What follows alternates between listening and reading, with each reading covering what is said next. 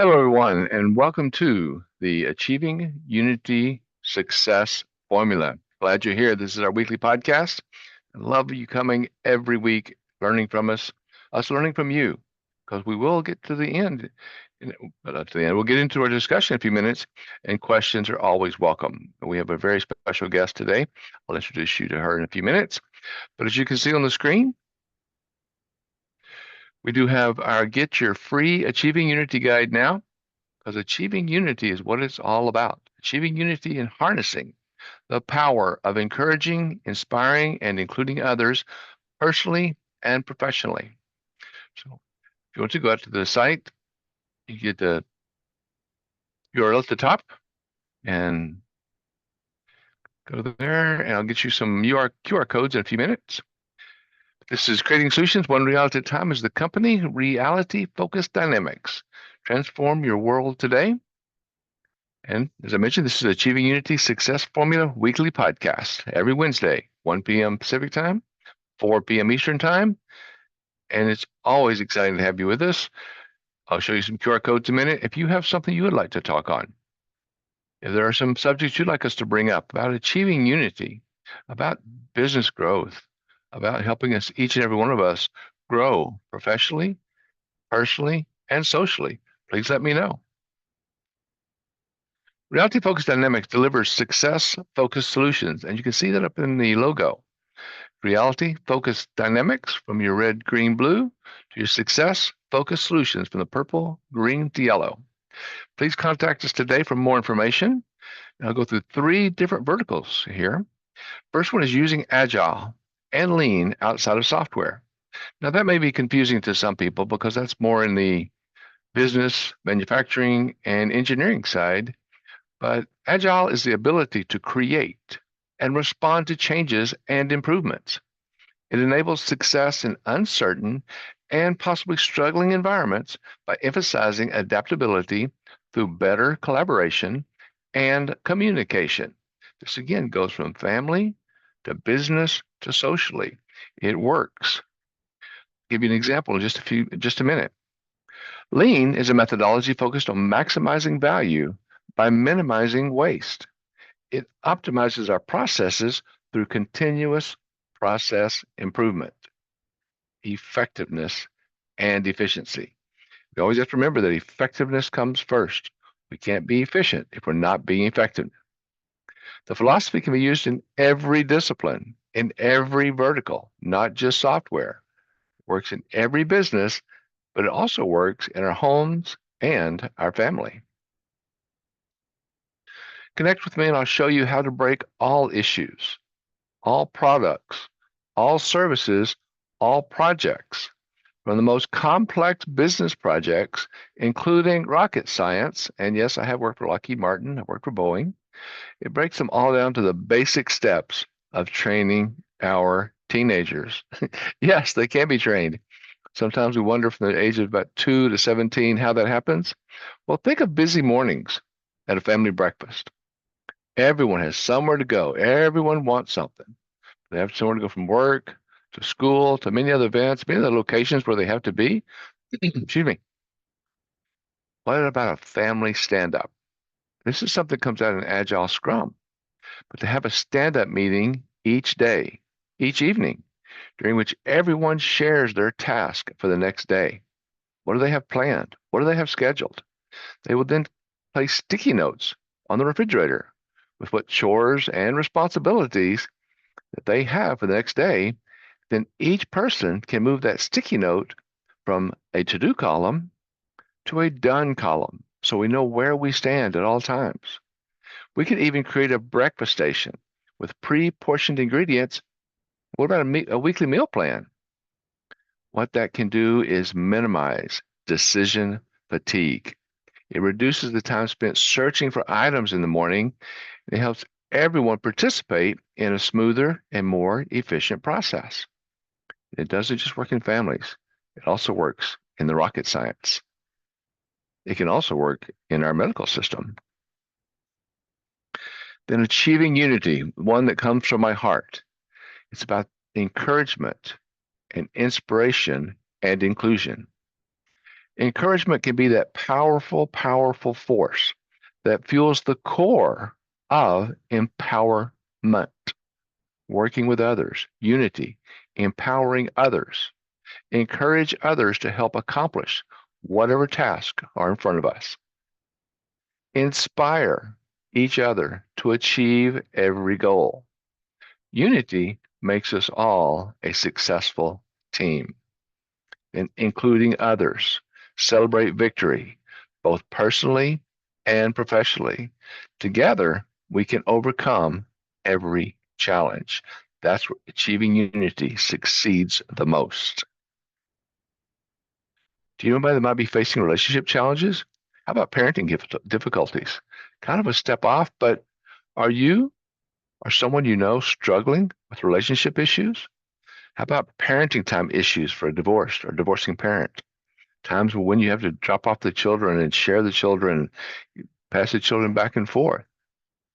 We can transform that frustration into understanding. We can just do the what the frustration? Where's the value in our actions? So many of it comes from a frustration. And what does that frustration a lot of times lead to? Anger. We must realize that anger holds no value. Anger, Anger. Anger is actions not gaining effective results. Anger, actions not gaining effective results. There is no value to anger. Life happens. From personal relationships to parenting time to even prenuptial agreements. And I always throw in there nuptial not required because a lot of people anymore, because of our court system, they're not getting married. They're not signing that agreement, but they are still building that loving, caring relationship. And to be able to go over some of the thoughts and processes of that agreement, of that relationship, of those combined efforts, it's good to think about those and talk about those first. We can learn to embrace and enjoy every moment and every challenge together. And it doesn't mean there's not challenges. We do have to draw a line at times, but it's that ability to understand them and express those to each other. Achieving unity through the power of encouraging, inspiring, and including others, personally and professionally. Achieving unity is not just for the heart and the soul, even though it starts there, it helps you grow everywhere. If you like, go out to our website home. That'll be the QR code on your left, or go to the website contact page. I would love to hear from you. That's the QR code on the right. Let's connect. Let's build unity together. Our upcoming podcast, we do have them coming. We're booked through May right now. If you know of someone that you'd like to have on the show, someone would like to be on the show, again, all about achieving unity personally and professionally. On February 26th, next week, we have Know Yourself, Enjoy an Authentic Life with Annette Evans Wilson. She's a friend of mine. Great discussion about learning from yourself first. Next, leading teams and driving change. Frank Danimanis, another friend, longtime Toastmaster. He's coming in on March the 5th. Then, invisible disabilities to increase your profitabilities. There are a lot of people out there that may have a physical or mental disability that we may not know about. That doesn't pull us back. It's about achieving unity. Roger will be here on March 12th. Ignite Fitness, Janet McConnell. How can we make ourselves better? We can do it by being more fit, doing that little bit of exercise. We're not talking about running marathons, but we are talking about building ourselves better. But you can run a marathon. I don't mean to put marathons down. There's a lot of great people do a lot of great work. But how about just being fit? Janet will be here on March 19th. And keeping the focus on people, our greatest access. Keeping the focus on people, our friends. Jason Jovi will be here on March 26th. So please, each week, come back. We'd love to hear from you. Love to see you. And all of these podcasts are available on our site. So go out to www.markentricken.com and go to our podcast. You can find all of the recorded podcasts out there. usually out there 3 to 5 days after the podcast. But here for our special guest, person I've known for a while, met through some business meetings, but Alissa Bickar, the consultress. She is a real estate investor, a business coach, and she has decades of personal professional experience. She helps bridge that gap between advisory and active business building with clients through personal development and tactical wealth building using the simple SIMPLE method. We'll talk more about that in a few minutes. Alissa is a seasoned business consultant, again, with over 20 years of experience in entrepreneurship, finance, and coaching. She partners with professionals and producers to build and grow their book of business through innovative strategies and personalized support. Get my screen over there, and we will talk with Alissa.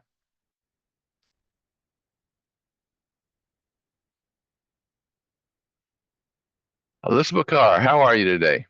I'm doing really well, Mark. How are you? Doing great, thank you. As long as I still unshare my screen. Sorry about that. Renee joined or not, but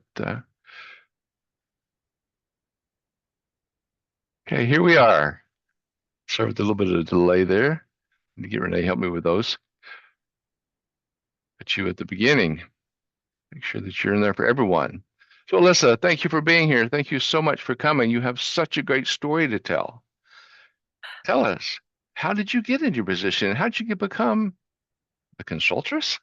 I mean, how much time do we have? How It's much time do you need? oh man, it's been me cultivating my life's work and my life's experiences for over 4 decades now. Over 4 decades. Wow. Yeah, it starts as I was a kid, but I was in an entrepreneur family, and my first job was in the family business. I went to school for finance, economics, consulting, just kind of grew out of that hybrid of having corporate experience and mom and pop business experience. So the brand, the consultress, though, took a little while to emerge because at first I was very tactical, wanting to get it right, doing the when I talk about the simple methodology, I have tactical on one side, SIM, which is the strategy, the implementation, and the metrics. I was really well Oh, versed in talking shop, almost fluid in business speak, if you will. And I was finding that most entrepreneurs stuck place, mine too, was in the identity space of, who do I need to know? What leader do I need to be? And then, how do I get exponential results because of the all of these things, not just the tactical stuff, but the partnerships, leadership, and empowerment that it does take to create that next evolution in business. And so I've reinvented myself a bunch of times. My first okay. business was Compass Rose Development. It's still my corporate name. But it was a little bit too flowery for me. And then I went to Kick Ass in Biz, which was Wow. a little bit too edgy for me. And so building the consultress was sometimes people need a hug and they need to feel accepted and safe to be able to talk about what's up for them and what maybe doesn't look so pretty that they've been trying to put on the gear to the rest of the world. But if you want real change, you have to be honest with yourself. You have to be honest with the results you're getting. And so sometimes my services come with a hug, sometimes they come with a kick in the butt. So the consultress is really the blending of that personal touch and that tactical build partnered up together because you really can't have one without the other. And so the consultress was born. That's excellent. And I like the way that you bring them together. That, well, of course, with my Achieving Unity, it's all about taking in all the efforts that are required to take us from where we are today to where we want to be tomorrow. I think what you're doing, holding those two together, gives you a full roundness to what you're doing and what you're trying to accomplish. Yeah, and it supports people to be their whole selves too. Because oftentimes we put on the business hat and then we come home and we put on the personal hat. Sometimes we wear all the hats piled on top of one another. Yeah, Um, that's true. there are identity pieces. We don't actually leave them anywhere, but to pretend that they don't all participate in being who we are as individuals and how we show up in our personal spaces and in our business spaces. It's a little bit of that myth of the industrial age that we've all been trained to think this box goes here, this box goes here. And in today's day and age, communication and delivering service are top priorities. That involves us being true to who we are and being really present to what's possible. And we can't do that if we're pretending to be just have all our stuff together when we don't, or when we're pretending that our business model is still working when maybe we need to innovate. I'm just amazed, and I'm just so intrigued by what you're saying because it's so true. The things that we need to take on. I know you work with the business, but that's just something that we can take on personally first in what we're doing and how we are growing forward. That's tremendous. Can you help me out here from family business background in real estate and retail? Is this where you learned some of your biggest lessons early on? It felt like a language I just thought everybody knew how to speak. Family dinners always talked about, what was going on at the store, whether it was supplies or management or an customer issue. And all of the, retail active business that my family was in, those proceeds went to go, my father invested that into commercial and residential rental properties. So we were always creating community, creating goodwill, whether it was through food or through places to live and work. So I didn't realize that that played such a big role in who I became because, we all go through school going, get good grades, go to a good school, get a degree, they get a good job. And when I heard get a good job, something inside me went, are you sure? Because I hadn't really seen get a good job other than the job I had inside the business. But when I looked at my role models, my parents, I didn't see them going out to a 9 to 5. I didn't see them um, doing some of the things that, post graduation, when I was in those jobs and I was working in finance and wealth management and all these other places, that I saw a stark contrast, which started to make me question, is this the way it has to be?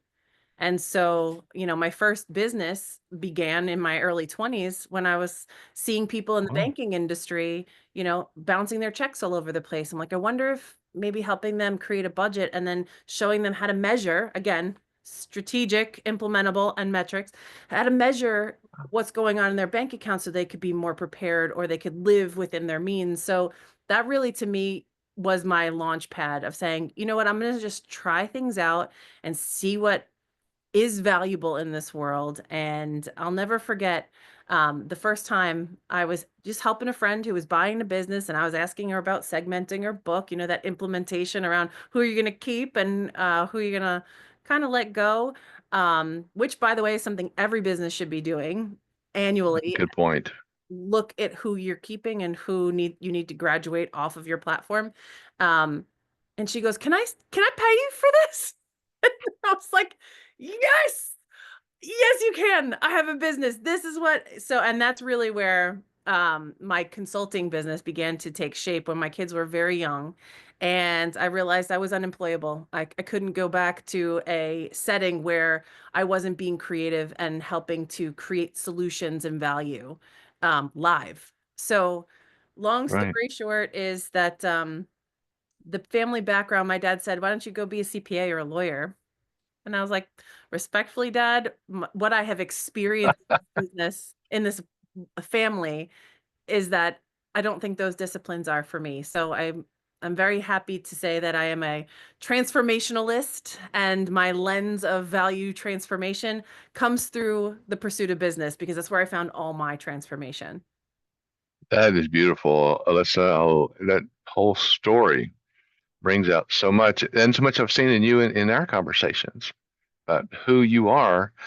And if I can touch back on something, several questions came up here, but one of them, which is something, of course, that I preach and teach and reach, your parents sounded encouraging in what you did, and it didn't seem like they says, no, you have to be the the lawyer, you have to be the CPA. They said, here's some ideas, but it sounds like They supported you in your path?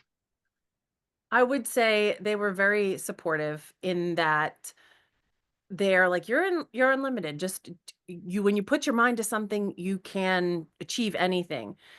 I will also say that because the space that I designed to occupy didn't already exist in their mind space, I did meet a lot of resistance of like, we don't understand. We don't know what you're doing. We're worried for you. We're scared about this. And so I had to learn to take risks knowing that they didn't understand it, they couldn't refer it, they couldn't wrap their heads around the transformational value that entrepreneurship brought because they were already at the, the back nine of their personal golf course. They had been established for so long that they didn't remember the risks of starting out anymore.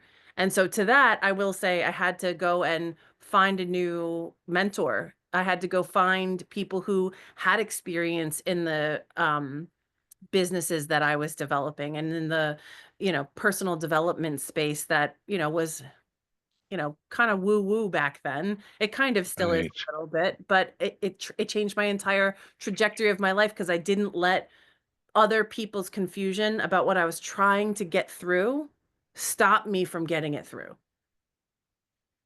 Did there seem to be, from what I'm hearing you, maybe a little bit of self-inspiration?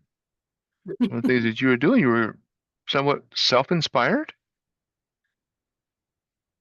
Yeah, I guess. Maybe I think the Italians will call it testadora, which means like I got a really thick skull. I'm hard-headed, you know. So, I yeah. know people like that. Yeah. Yeah. But when I get an idea, I did not know this about myself then, but I know it much better now that when I have an idea, I love to see it come to fruition, to completion. And I just knew that either the way that I was saying what I was up to or the people I was saying it to, something wasn't landing, but I don't I trust the divine guidance that you don't get these inspirations and these ideas and have nowhere to put them. You don't just pretend they're fantasy. Like, so to that, I think I would be divinely inspired rather so than I wouldn't call it self-inspired because man, I think I told myself more often than not, dust off that resume, gal, and go get it back out there because you're hitting walls. I mean, like, ouch, I've got so many bruises from hitting so many walls. Bumping into those walls. I do understand what you're talking about because it can be very, very difficult. Let me touch on one of my last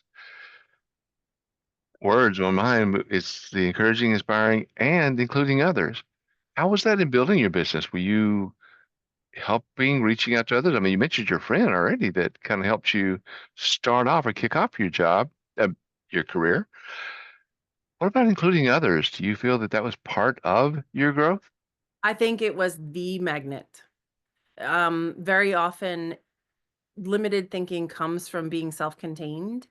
And when I was naturally in that state of genius or flow, it was when I wasn't trying to do something. It was more when I was simply being present, listening, and giving.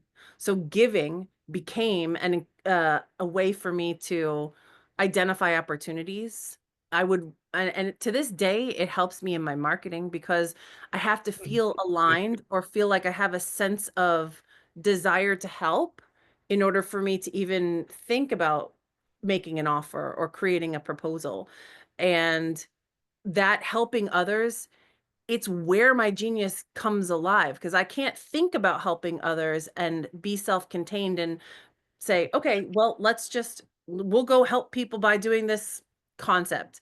Most of what I have built has come from trial and error by helping people and going, ooh, maybe other people need this. And so little by little, Vanessa was client number one.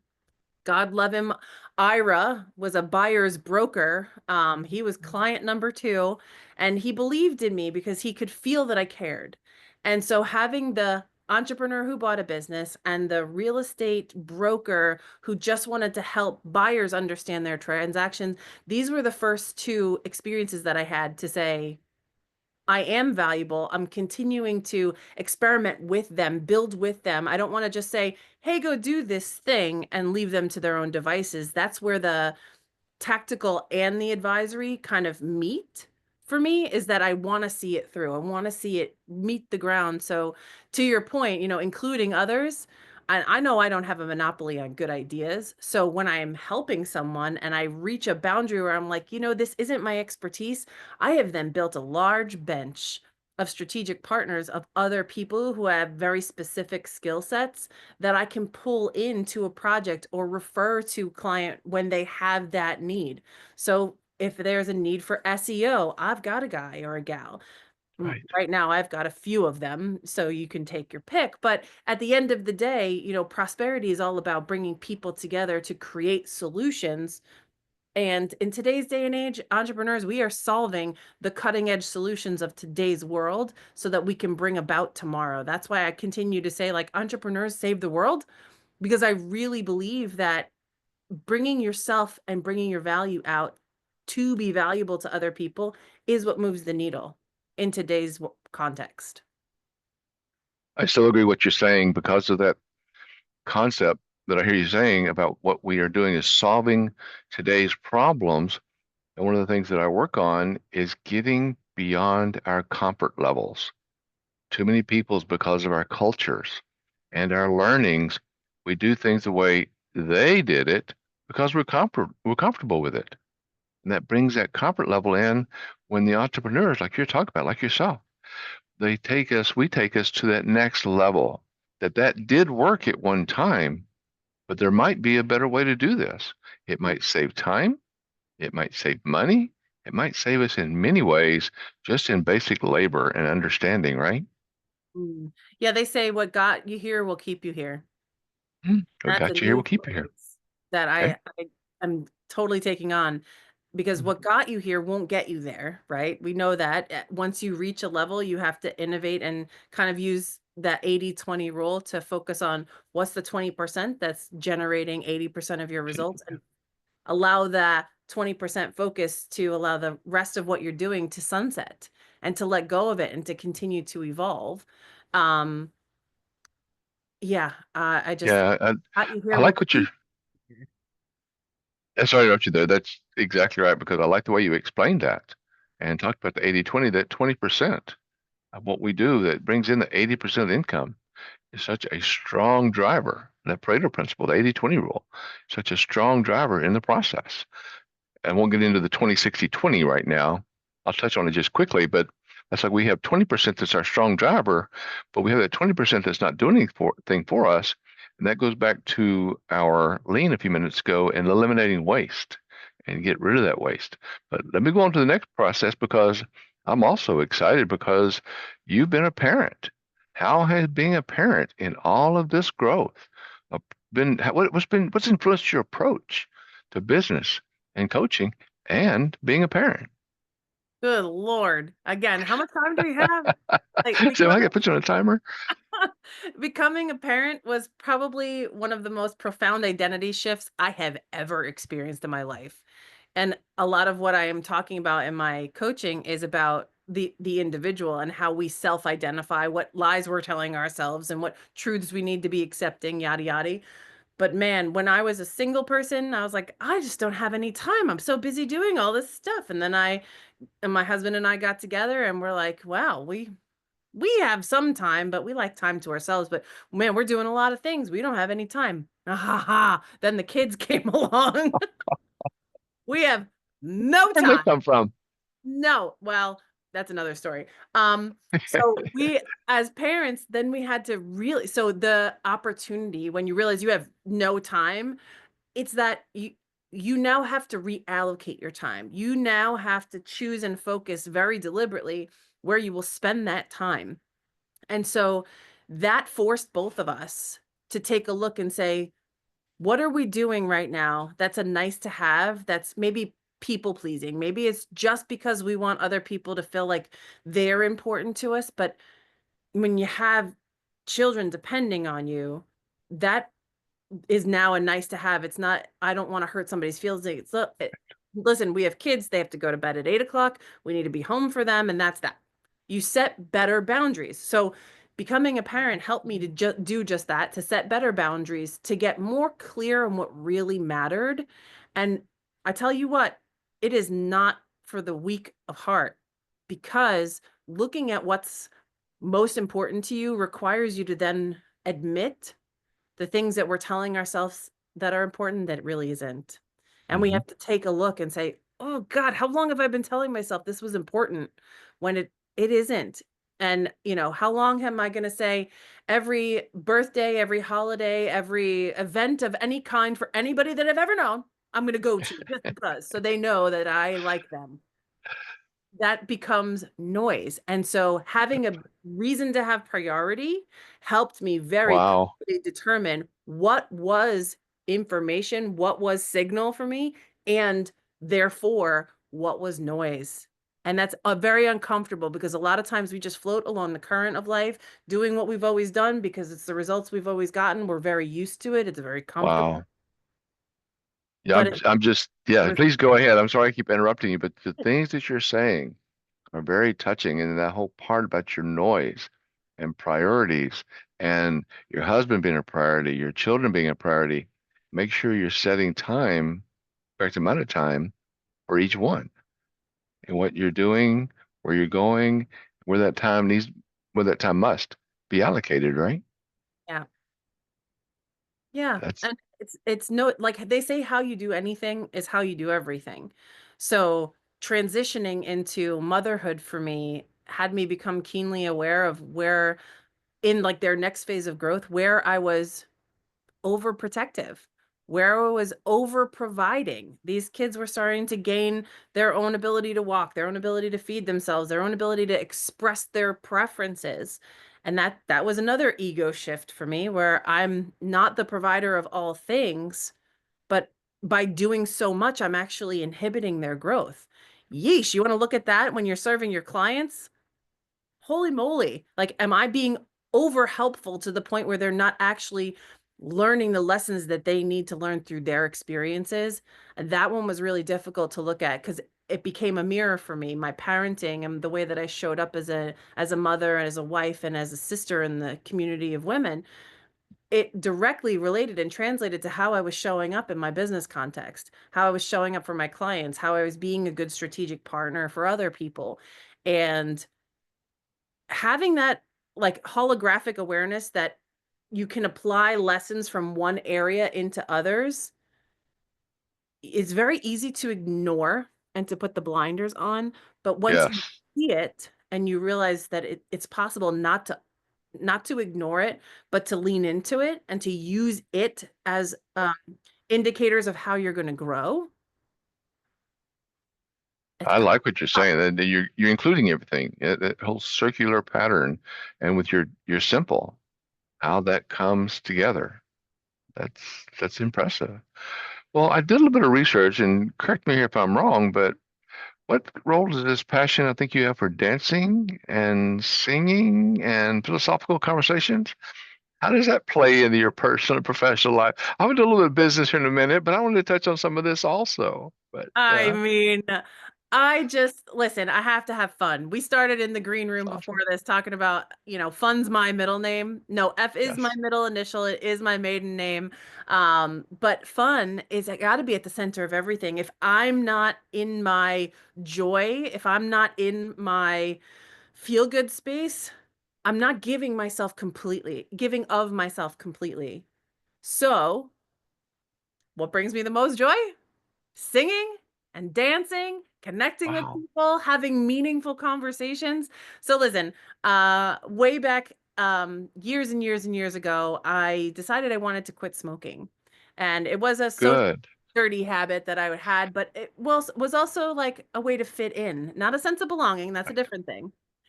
When I decided I wanted to quit and I needed to replace it with something good, I went and found a choir to sing in again. And I tell you what, it had been 20 years since I had sung in a group setting, and it felt like I had found something that allowed me to breathe again after holding my breath for 20 years. I did not realize how much joy I was missing out on because I was not regularly singing. So at that moment in time, cigarettes went away and singing was like 10 times more present for me now because I would do the, occasional singing or, car karaoke or whatever. But singing on a regular basis with other people who are passionate about creating harmony Like I'm an alto. I love the harmony. So let's Yeah. let's dig into that. Let's use that. So I okay, again, I love performance. And so singing and being with other people who love to sing, dancing, going to Zumba class and involving myself in fitness or just dancing around the house and being silly with my kids. Um it's all part of the package. And you've already seen I'm pretty philosophical in nature where I like to see how everything fits together and what the questions are rather so than knowing where all the answers belong and what buckets. I'm like, let's open up the box. Let's take out all the questions and make more of them. I just find that there's joy in discovery. So, yeah, see how you asked this question and my face started lighting up and my hands It are did. and going crazy. Yeah. Yes. Uh, That's how I show up. It's very important for me to show up that way in life.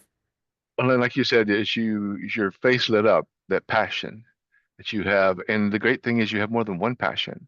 It's not that you just do one thing. You've got a multitude. You've got a family of passions that seems to fulfill a lot of your drive and the things that you're doing and what you're growing for Mhm. from day to day. That what you call it the car karaoke. And Car so karaoke. I could do that. People don't give me too hard a time for that one. But yeah, that's so exciting that you're doing that and building that and quitting smoking. That that's a challenge. I work with a lot of people with that, and that's a major challenge. You taking up that singing, that other passion, to push that away. That was, You need your lungs to sing.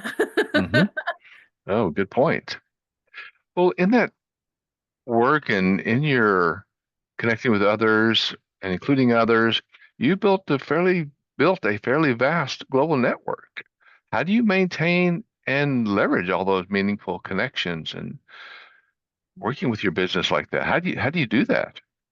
Well, it takes some attention because the thing about connections is they're constantly evolving. And I believe in a reason, a season, a lifetime.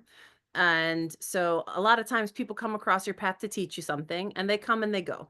So yes, I've met a boatload of people in my day. And the people who have come in for the seasons are, when I was a single woman, having friends to do that kind of lifestyle with, when my kids were young, having other families to do those kind of activities with, when I was new in business, being around mentors who wanted to teach newbies, like the people who are around you for a reason. Some of them stay for a while, and some of them, again, move on down the road. So I have like a very eclectic garden of friendships and strategic partnerships and colleagues that are attracted to not only who I've been in all of these stages, but who I continue to become. And that's really where today's community lives, is that I believe in collaboration. We are all better. So I host mastermind meetings where they're invitation only, and I make sure that the people I believe need to know each other have a format and a forum to be able to do just that. So not only to connect with me because they found resonance with what I'm saying, what I'm doing, but like attracts like. And no two of us are exactly alike, but we have Right. similar values, morals, ideas, businesses, and to create a space of collaboration versus the paradigm that we're overthrowing right now is that paradigm of competition in every way. Having masterminds that connect these people and allow them to say what they're working on and what they need help with, and allowing the think tank to provide the resources. I've never found a better tool. Now, I used to host them all on the phone. Now that we have the video conferencing, I now host them live on video Online. and in person. Like you can't replace that person to person connection. So I have some accountability groups that I run so that people can manage their finances, so that people can ask business questions, so they can talk about what's up for them individually and spiritually as they're going through transitions.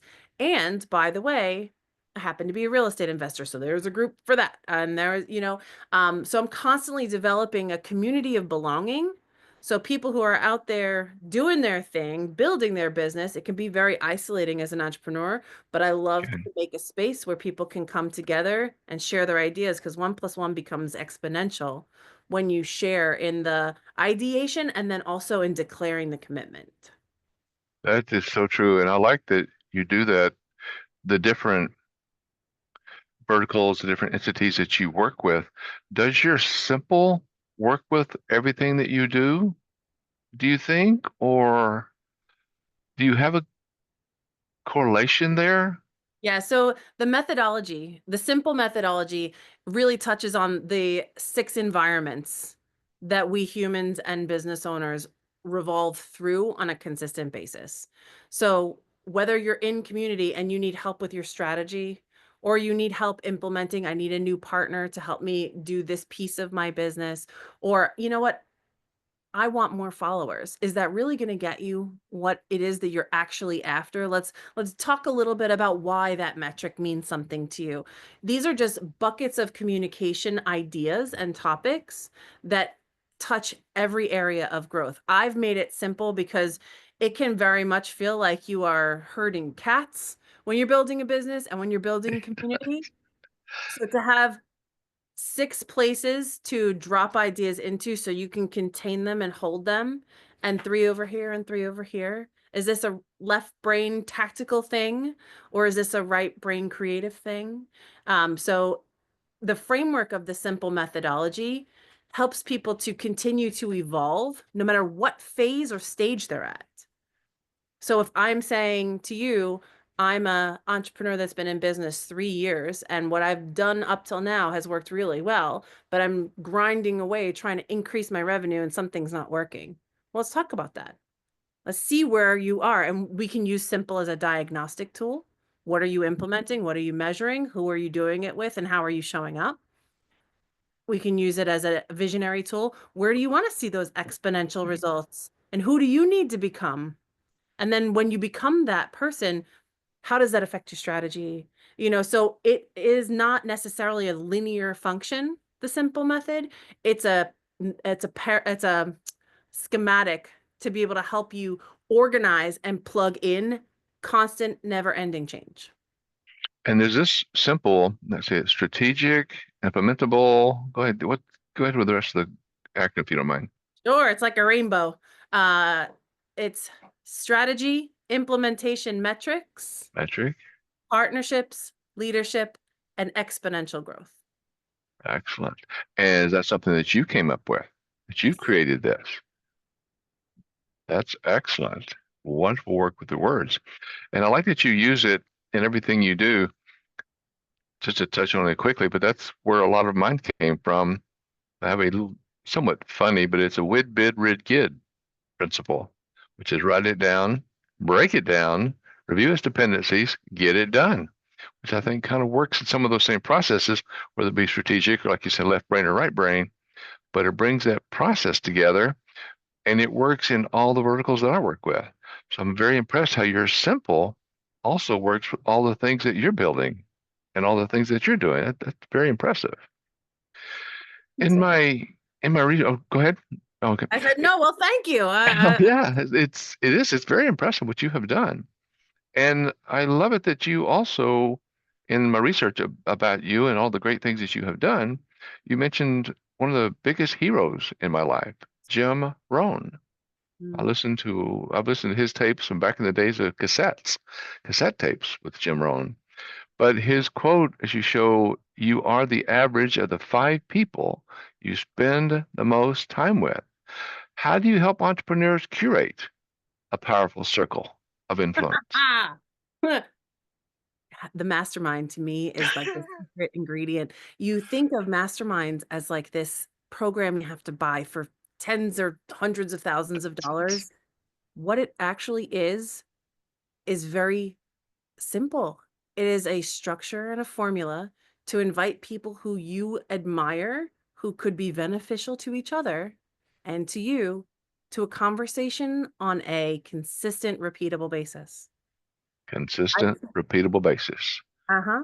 And I call them community masterminds because every person is empowered to create this. It's not outside of you. It's discussed in Napoleon Hill's Think and Grow Rich. It's what captains of industry have been doing forever. And I can very easily teach people how to create that kind of community for themselves, depending on what it is they want to learn. How do we create an invitation list? Who's going to come? When are you hosting it? Where are you hosting it? Because you are the host, you're going to benefit from everybody who shows up. But the number one principle is you're there to give. And so teaching people how to create a mastermind, again, it's been the one tool that if I were to forget everything, I would want to remember because it creates momentum. I could spin everything up again by learning from other people. Most of who I am today is influenced by all the people who have come across my path and have taught me something. You know, so having mentors is wonderful, but what if you could leverage mentors and give them value at the same time? Invite them Yes. to a space where they can exchange ideas. And so many of us have been in meetings where someone drones on forever and no one gets time to talk. And so the mastermind formula that I use, I'm a stickler for the format, it's equitable. Everyone gets equal time to share what they're working on, to receive feedback, to declare their wins, and to make a decision of what they'll commit to. And this formula, done on a regular, repeatable basis, it creates so much goodwill and it creates more resources and more accessibility. I say the mastermind creates 3 A's for people: access, agility, and acceleration. Access, agility, and acceleration. Okay. Yeah. You get access to everyone's Rolodex and their ways of thinking. You become more agile because you don't have to make all the mistakes yourself. You can leverage the power of more minds on one problem. And acceleration is you get to go further faster. Like that proverb that says if you want to go fast, go alone. But if you want to go far, go together. Well, my friend, Beautiful. the mastermind helps you go far together quickly. I can see how well it's just how you have achieved comes out on your heart. It was a saying go, your heart on your sleeve, your Right heart's on here. your shoulder. Right. It's right up there. Well, as you're doing this, how do you keep clients motivated?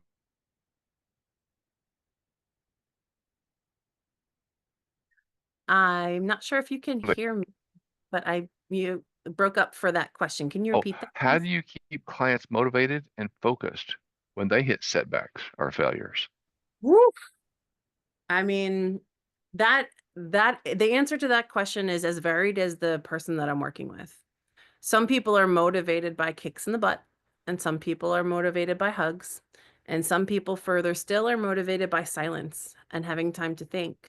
So, my job is to help people identify where their transformation lies, where their ability to transform lies, and help them through that. So, oftentimes, building the rapport, getting to know who they are and how they tick is a byproduct of us going through the first 3 stages. When I'm doing a diagnostic or an onboarding, we start with strategy, implementation, and metrics. It's a place where everybody's very comfortable talking about. Strategy, implementation, and metrics, part of your Yep. simple. Okay. And that's business speak. That's talking, let's talk business. Let's talk shop. It's very comfortable for people to talk about that. Through those conversations, I get to hear patterns about how people are thinking, how they're behaving, what is important to them.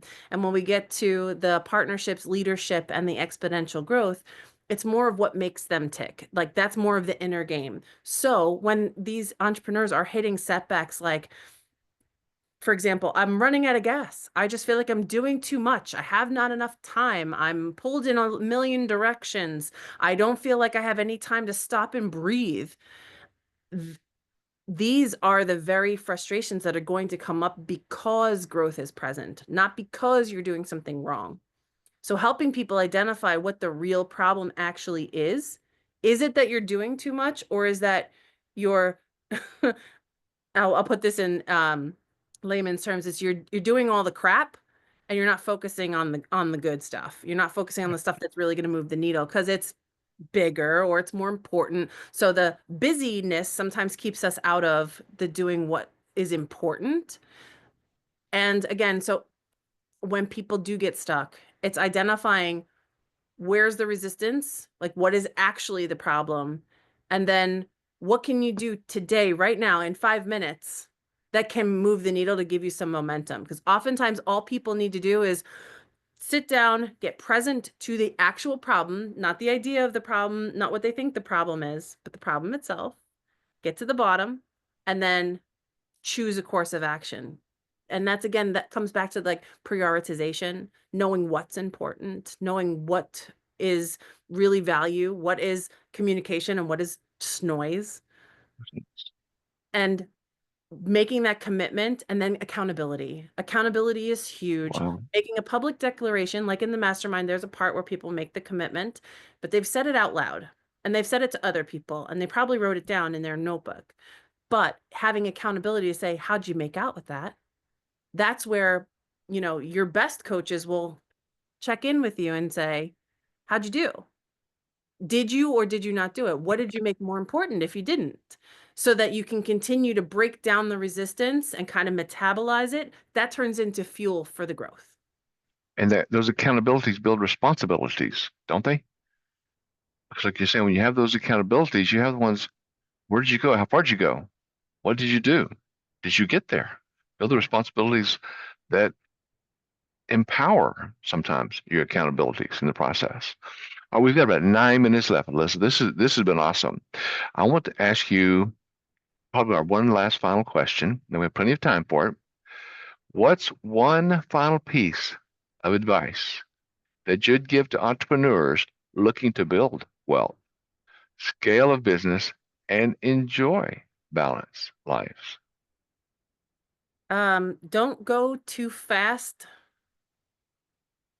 We are built in this like constant instant gratification society right now that says go big or go home and rise and grind.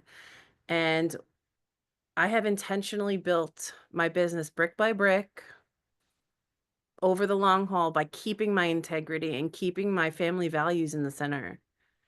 And I couldn't grow fast. I couldn't grow too fast, I should say. I needed to make sure that every level that I got to was in harmony with what was important to me personally.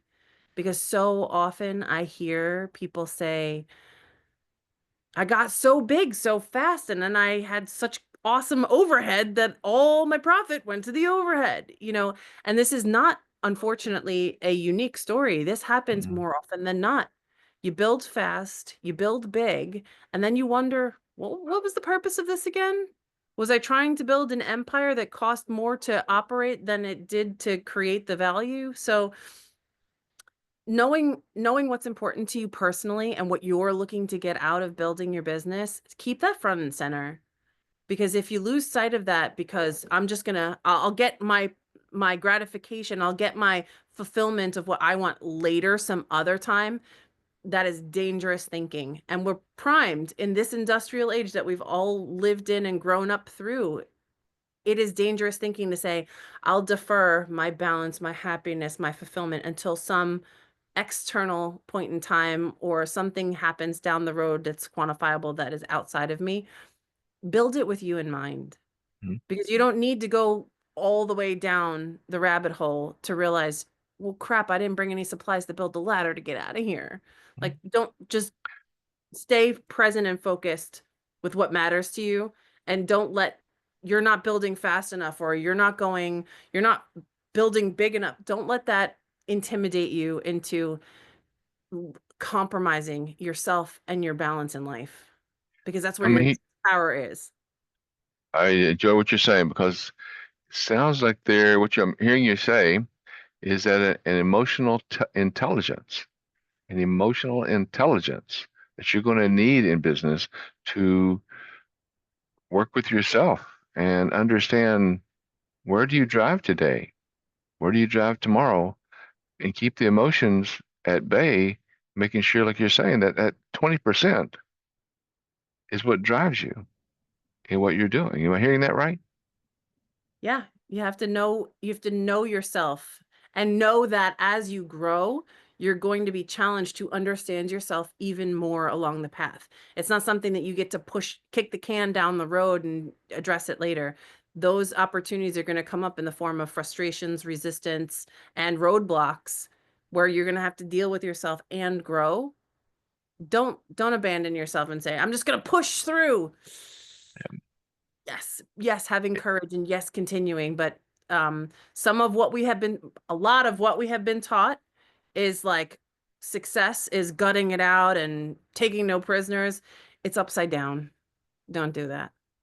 It is. And I think that sometimes from some of the things that I, again, reach, teach, and preach, is that that can create some of the anger and some of the hate that we have toward ourselves and toward others when we don't keep that emotional intelligence in line. Those frustrations, as I talked about earlier, sometimes we just want to do that. What the frustration? Because those frustrations cause some of that, again, the anger and the hates and what we're doing. And I just want to say again how wonderful it is that what you've done with family, because too many times, from entrepreneurs to the 9 to 5 people, they take those frustrations that they come about during the day on their way to work or from work. They take those frustrations home. They bring those frustrations to work, and it impacts them. And then, like for you and me, being entrepreneurs, that can take a pretty heavy toll on us in doing that. So that emotional intelligence, what you're talking about with simple, strategic, implementation, the metrics, again, you're gonna have to help me with the last three. Partnership, leadership, exponential growth. Partnership, leadership, exponential growth. It all helps as we grow together to build those. And your passions, again, Alissa, are astronomical in what you're doing and what you're growing to that process. So I sure appreciate you. I appreciate you coming today. Do you have any final comments you want to make before we close? How they get hold of you? Well, you can find me on social. Just Google Consultress and you will find me just like it said. I don't know if on the screen that you can see, if it's here or here, but look Yeah, right here. Consultress.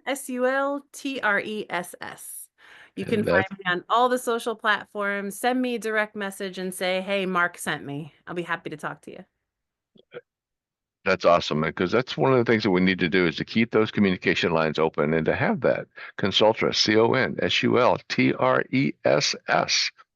And I bet you we could just put that on the basic Google search, and I bet we could find you that way. So if you need an entrepreneur, if you need someone that can help you build in your business, go look at Consultress. Go find Alissa Bickar.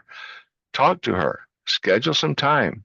And as always, reach back to me if you need help getting in touch with Alissa, or if you're working with it, achieving unity by harnessing the power of encouraging, inspiring, and including others personally and professionally. And we've seen what Alissa has done. Quite the business person, taking what she knows, great family, built it into her own great family. It's what we can do, each and every one of us, as we build growing forward. So, Alissa, thank you again. It's been an honor. It's been a pleasure. And sure I'll see you in the next few business meetings that's coming up. But Sounds great. it's always great seeing you. So, again, next week, please join again. The recording for this podcast will be available in 3 to 5 days. So you can always go back and see us again. Come back and find out what Alissa said again. Listen to her again and go out to the markentricken.com/podcast. Listen to it. Have questions, contact her, contact me. We always enjoy hearing from you. Thank you all so much. Cheers. Thanks a million. Bye. Thank you.